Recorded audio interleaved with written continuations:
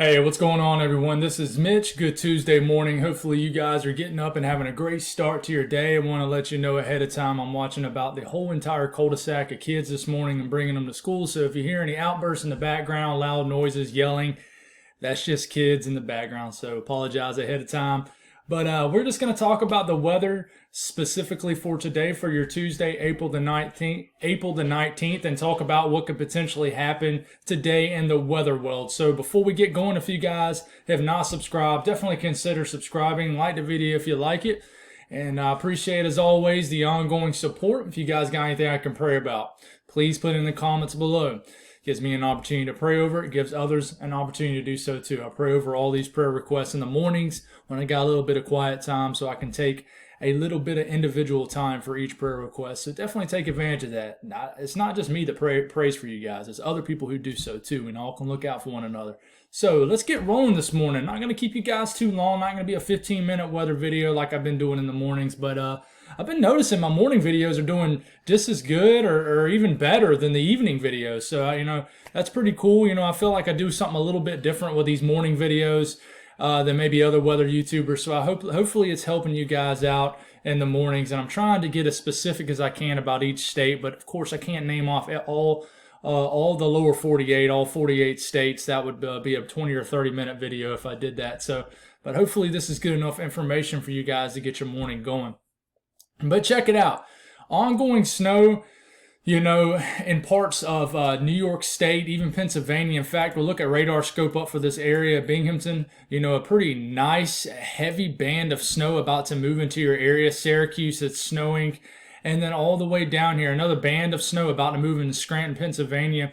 I've heard of snow being reported as far south as Bristol, Tennessee. A few hours ago, there was reports of heavy snow down here in these areas of Tennessee. It's pretty crazy to see. There's reports of snow even around Roanoke, Virginia, Lynchburg, Virginia. Multiple reports of snow. So cold air is kind of backfilling in. Not intense cold air. Not talking teens or 20s really. But, you're seeing reports of snow, even in Columbus, Ohio this morning. So a snowy late April morning, definitely on tap. Nothing too crazy, but the snow will continue through interior areas of New York State, the higher elevations. The Appalachian Mountains, obviously, if you're in a higher elevation, you're going to see more so snow. But if you're in the valleys, it might just be a rain-snow mix. But even as this moves on through, you'll get a wind-driven rain throughout the morning hours in the down east areas of Maine. And then it'll clear off. It's not going to literally be clear like sunny skies, but the dry slot will move in as low pressure kind of pulls north into southeast Canada.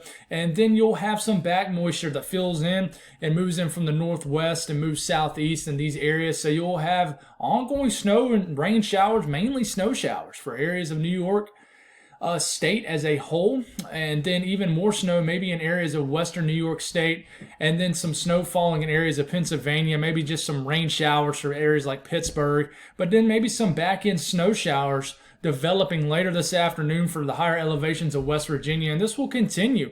In fact, some heavier bursts of snow are possible this evening around dinner time, around Erie, maybe the northern counties of PA here, and then the far western counties of New York State is certainly possible here as this moves in. But, a wind-driven rainy conditions over here in Maine. But here in the southeast, the Carolinas, Georgia, Alabama, Mississippi, Florida, Tennessee, Kentucky, things will begin to clear out and will gradually warm up. But there is some little bit of rain showers, maybe some storms. There is a marginal risk for some severe thunderstorms in this area a little bit later this evening. I'll talk briefly on that here in a couple minutes.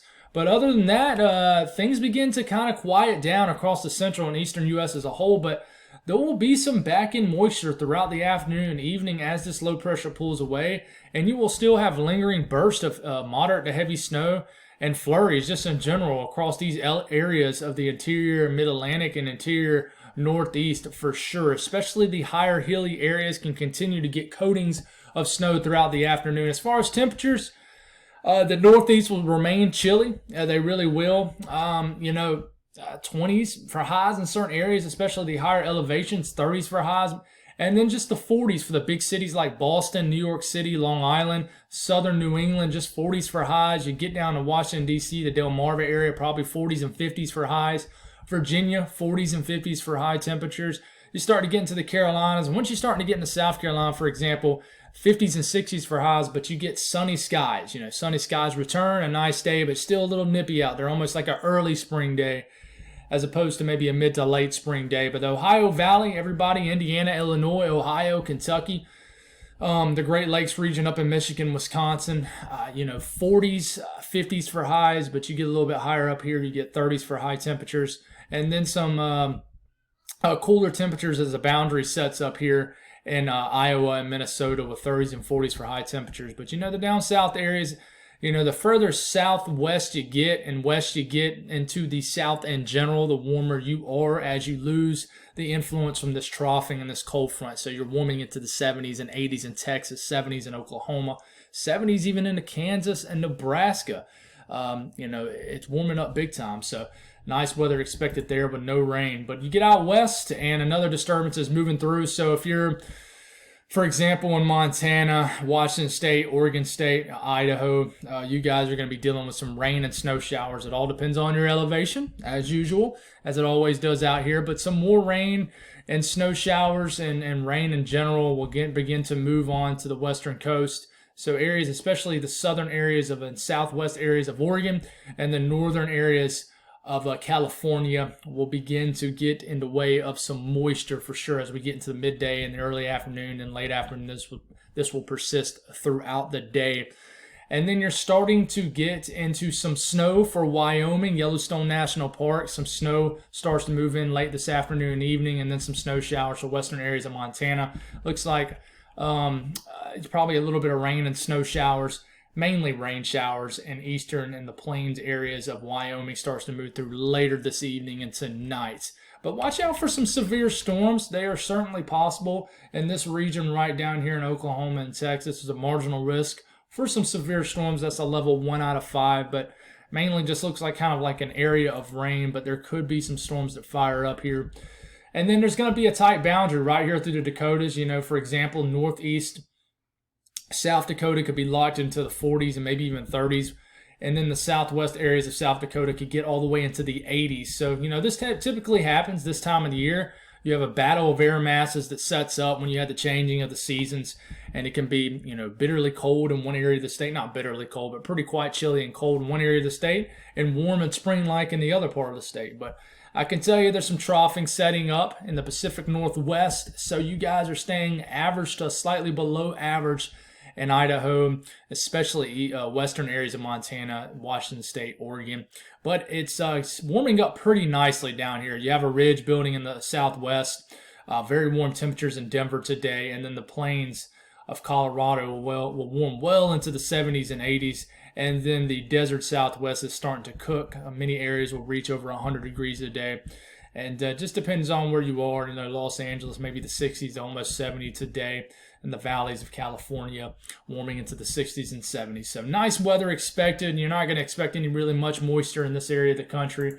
And you can see where this troughing starting to influence the western U.S. And obviously we have this big trough and this low pressure in the eastern U.S. that's keeping you guys relatively cool. But the good news is we got some warming coming. It really is. All the cold air is going to get bottled up to the north. And we start to warm up gradually throughout the week for the entire central and eastern U.S. But there is a marginal risk for some severe storms a little bit later tonight in Amarillo, Texas, Lubbock, Texas, and all areas in between, all the small Texas towns here in the Panhandle and western areas of Texas. So be aware of that. Hail threat's the biggest threat here. Not really much of a damaging wind threat or tornado threat. And then tomorrow, we'll have a little bit more of a robust severe weather setup where I think some supercells can develop here in Oklahoma and then areas of southeast Kansas. So we'll watch for that. And then we'll briefly take a look at kind of like a preview of this. We'll talk more about it tonight. Check it out. Some supercells kind of get going here in southeast areas of Kansas and then areas of northeast Oklahoma. So we'll watch that. This will be for tomorrow evening and overnight tomorrow, where some severe storms can certainly develop. So tonight we'll discuss that. We'll take another peek at what could happen late this week, go over the newest data as far as the severe weather threat getting into, Friday, and then the blizzard potential for the Montana, maybe Wyoming, and the Dakotas. So we'll talk about that tonight. You guys have a great Tuesday. God bless everybody, and talk to y'all this evening.